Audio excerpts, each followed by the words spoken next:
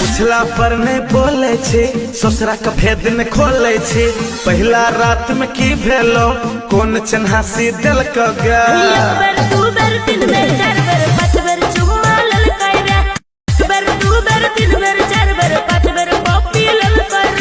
पिछला पर नहीं बोले छे ससुरा का भेद न खोले छे पहला रात में की भेलो कौन चन्हासी दिल का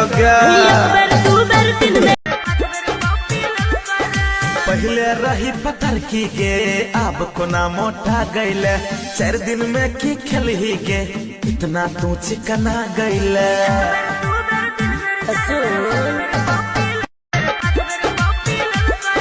पहले रही पतर की गे अब कोना मोटा गईले 4 दिन में की खेल ही गे इतना तू चिकना गईले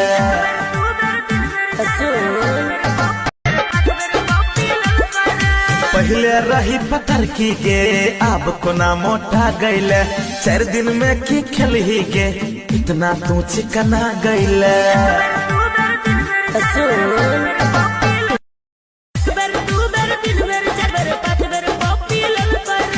पिछला पर नहीं बोले छे ससुरा का भेद न खोले छे पहला रात में की भेलो कौन चन्हासी दिल का